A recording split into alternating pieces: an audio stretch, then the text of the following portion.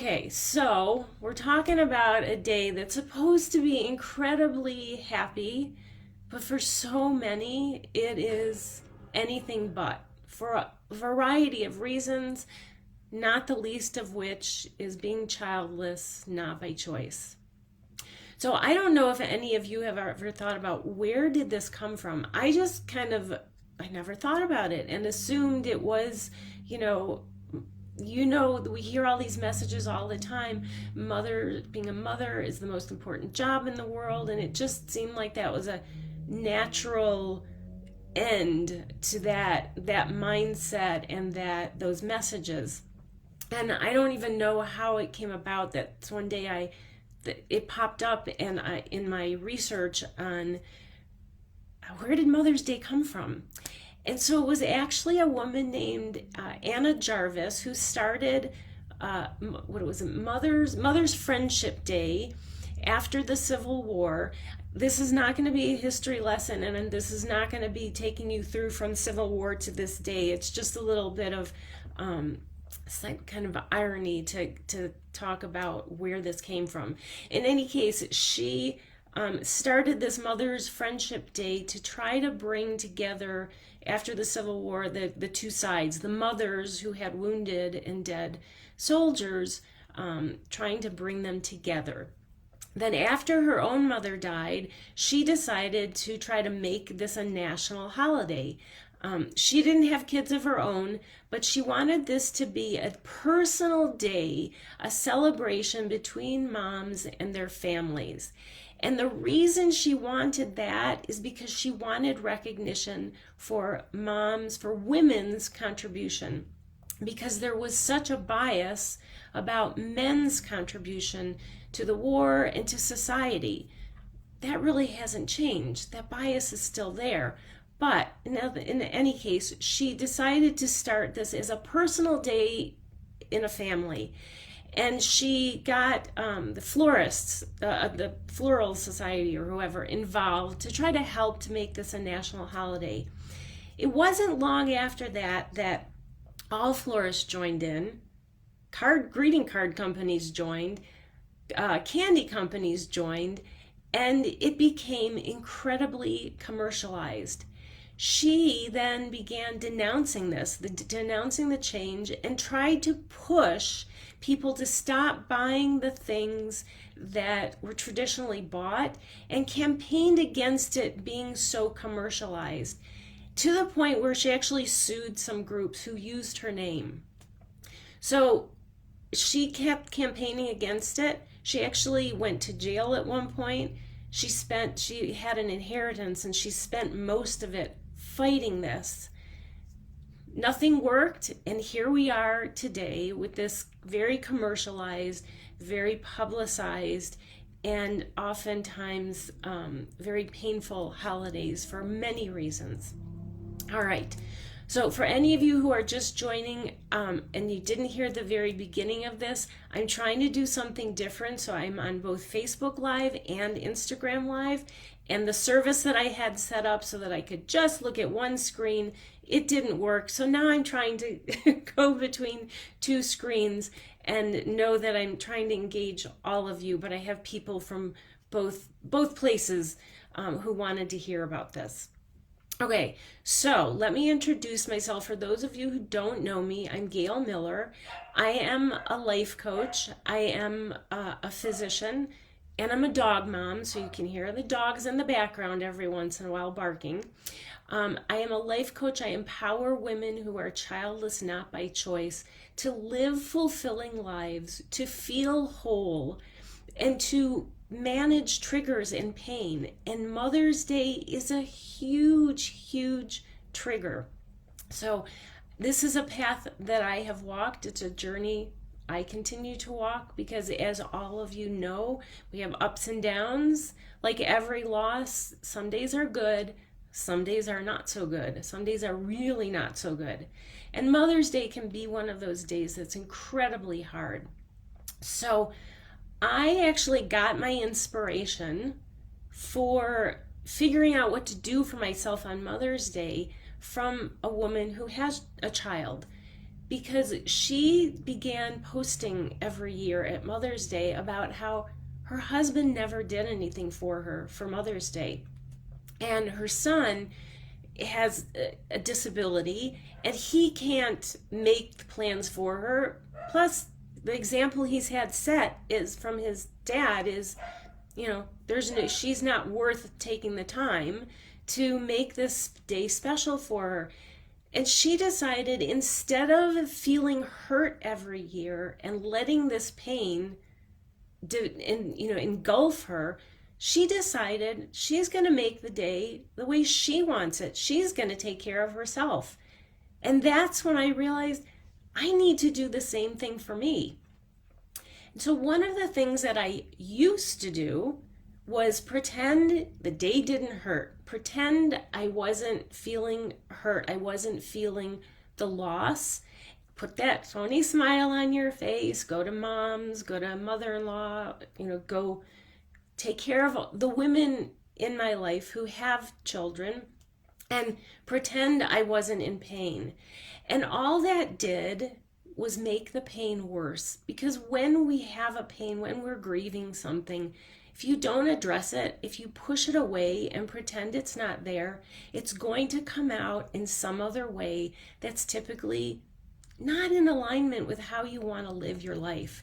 That may not be good for you. In my case, one of the things I do when I've got this pain I'm trying to pretend isn't there, comfort foods that make me sick. But but when I'm eating them, they taste really good, and then afterwards I pay the price. And then the other thing that would happen is when I wouldn't allow these feelings that were still there, for the rest of the week after Mother's Day, I'd be cranky. I would feel crappy, but I didn't put the two together. I didn't really know. And I would sit there and question myself, why am I so cranky? Why can't I feel good? And it was through coaching that I realized it's not healthy to push these feelings away. Excuse me, my allergies are getting to me. Okay, sorry about that. So I decided I need to make time for myself on Mother's Day. Make time for myself to allow the pain and not pretend it's there. And what results from that is that I feel the pain, I let myself feel that hurt, I don't pretend it's not there. I do things that make me comfortable, that are good for me on that day. And then the pain resolves. I don't want to say it completely resolves, like I never feel sad that I don't have children, but that pain of Mother's Day, that intense pain, resolves. And the next day, I'm going to back to my baseline. So I decided, after listening to this person who was so inspiring, that this is what I needed to do. Let myself feel what I needed to. Let myself do what I need to for that day. All right. So what is it that you can do for yourselves on Mother's Day? And if any of you can relate to this, let me know. Send a little wave or put a comment in. Hopefully I'll see the wave or the comments. Again, I'm not really great at figuring out this system, and I may not see these comments till afterwards. So does any of this sound familiar to you? So here are some things that you can do for Mother's Day. First of all, give yourself permission to not just feel the pain, but acknowledge it. Acknowledge it to others. Don't pretend that this is a wonderful day and you are getting through it and don't feel any pain. You are allowed to feel pain. You are allowed to feel sad. You are allowed to say, this is crappy and it hurts. And don't let anybody minimize those feelings for you. So start with recognizing it's okay to admit this is painful, and it's okay, not just okay, but it's best for you to give yourself at some point in the day time to feel that pain and not pretend it's not there. Okay, so what happens typically is, you feel a responsibility to do for others, whether it's your own mom, whether it's your mother-in-law, an aunt, or some other maternal figure. You feel the need to do for them. If you don't have to, if it's something where it's not something you want to do, if you want to do this honor that mother figure in your life on a different day, do that. If it's something you want to honor them on that day, but you don't want to spend the whole day with them, and that's what they're used to, talk with them ahead of time. Plan ahead with your own, kind of plan for your day, the time in your day, in terms of, I'm going to honor them, I'm going to spend this time to honor them, and then I need to have me time. I need to have me time, whether it's just you, whether it's you and a partner, you and friends, you and a pet, whatever it is, you need your time. And it's okay to say, no, I'm not spending the whole day. It's even okay to say, I can't spend this day with you. Do what you normally do if you want to, but it's okay to scale back. So sometimes that means not taking your mom or whoever out to brunch, because that can be really overwhelming. To be in a restaurant, to be in a room that is filled with all of these people honoring and celebrating their moms, something you so desperately want to be and you can't be. So you don't have to go out to lunch. If you're able to cater, whether it's catering because you go pick up the food. I'm not talking about a big catering company, but you want to go get the food. If you want to cook for this woman in your life in her home, have her over to your house. But don't feel that you have to go out to a restaurant. And certainly if it is something you want to do, plan ahead to have time to recover from that overwhelm when you are surrounded by all these women being celebrated and you can't celebrate in that same way, or you can't be celebrated in that same way. Also, some of these get-togethers involve other people, and with that can come the comments and the questions, the hurtful comments and questions, and sometimes it's from our own moms or mothers-in-law or aunts, and sometimes it's from the extended family. So what I say is to plan ahead with responses, general responses that you feel are respectful, that you can answer with a simple, when they get intrusive, when they start with the, when are you going to have kids, when they start with the pity, a simple, this is personal. I don't want to talk about it. I don't want to talk about it now. This isn't something I want to get into. Word it however it feels comfortable to you, and practice it ahead, because sometimes we don't, until we're in that situation, or when we're in that situation, we're kind of frozen when people say these things because it hurts and we're in such shock that someone would really delve into these very personal, probing, inappropriate questions. So practice ahead with a general response of, I don't want to talk about this. The other thing I would plan ahead is to have a couple topics that you can now turn to. So when you answer to them, I don't want to talk about this, have 2 topics of conversation that'll take that conversation in a different direction, one where it's inclusive, where you can be part of the conversation and not be the subject of hurtful comments and questions. How does that sound to any of you? Does that sound doable? Or do you have any questions about that? How you would go about that? Is there wording that you can think of that might be better? I'd love to hear suggestions. And I do see some people saying these are very familiar situations, very familiar comments, unfortunately. Okay, the next thing to do for Mother's Day is do something nice for yourself each day leading up to it. Whatever that means, that's nice for yourself. If it means a run, going for a run, taking a hot bath every day, doing a spa day, doing a lunch out, whatever it is, bringing flowers in for yourself, giving yourself time to read, whatever it is that you consider nice for yourself, treat yourself like you would treat a friend. The second part of that is to daily pick out 3 affirmations to remind yourself of each day. That may sound trite and it may sound something that's like ridiculous, but the reality is there's a lot of behind all of this. You may be feeling shame. The messages we've gotten about motherhood leave us feeling like failures, like we're not worthy. And we internalize those messages, and that becomes what we think of ourselves. And the way to turn that around is to change those thoughts until you start reminding yourself that you are worthy. Just because you're not a mom doesn't mean you're not worthwhile. You matter, you're worthy, and to keep telling yourselves that, because until you keep doing that, you're not going to believe it. So add that into your daily activities, is to find 3 affirmations that you repeat to yourself each day, along with doing something nice for yourself.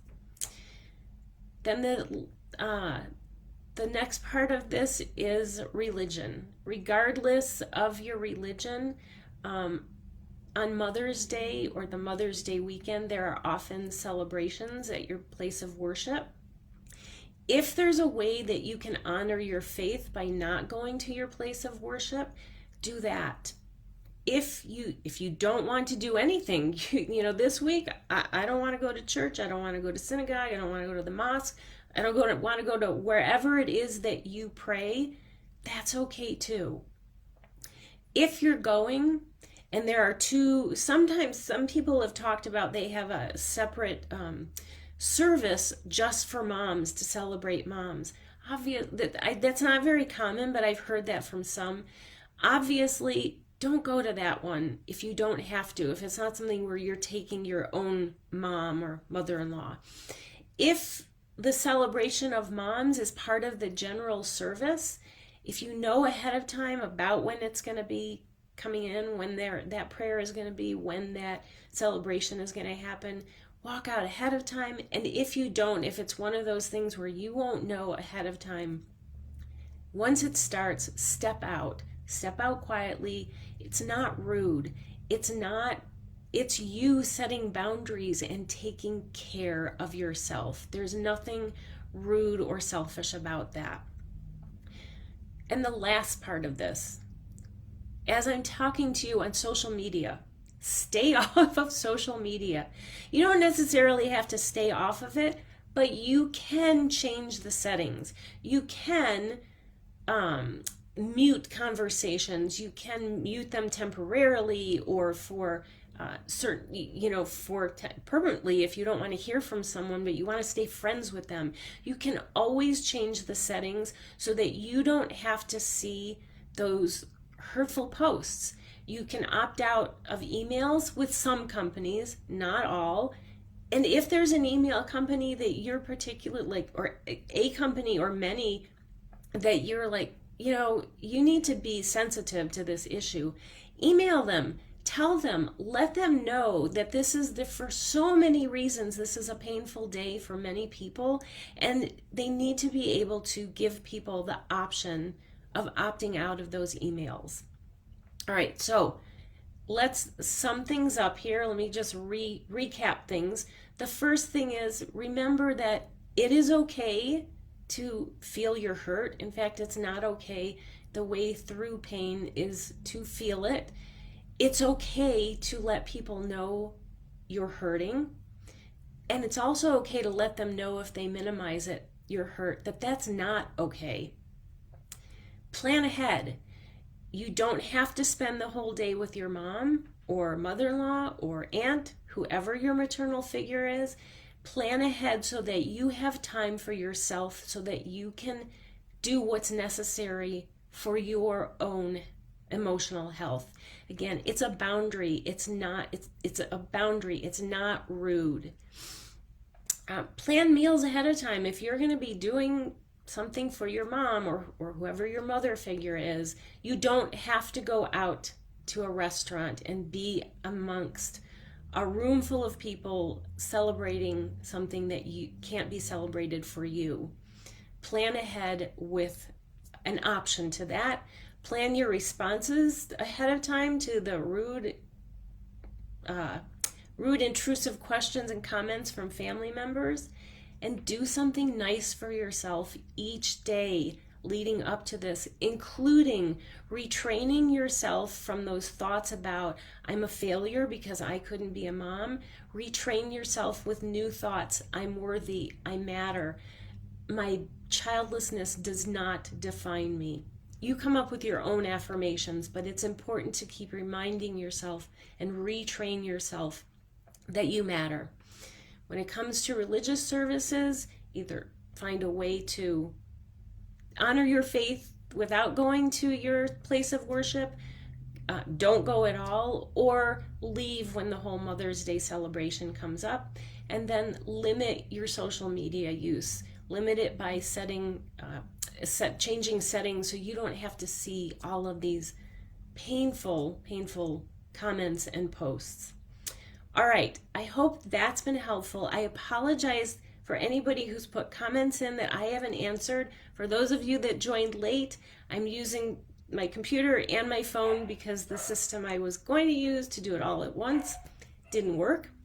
And I've been trying to look at two screens and I can't see the comments on any of them. So I apologize. I will respond to comments once this gets posted.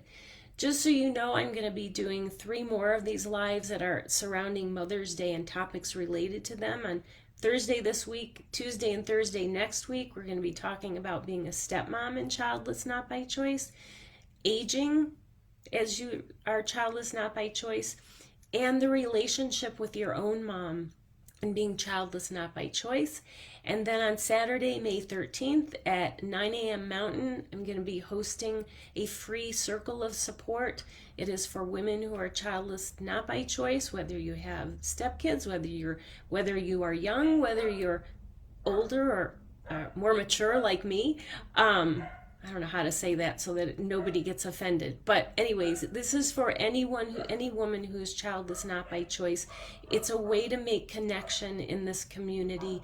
You will be able to be anonymous. You don't have to be. If you feel comfortable being on the camera, that's fine. There will be no recording. But it really is a good way to make connection and get support from other women who are going through this as you are. All right, I hope you all have a great evening or morning, whatever time it is, wherever you are, and I will see you on Thursday. Bye. Now I have to figure out how to stop this.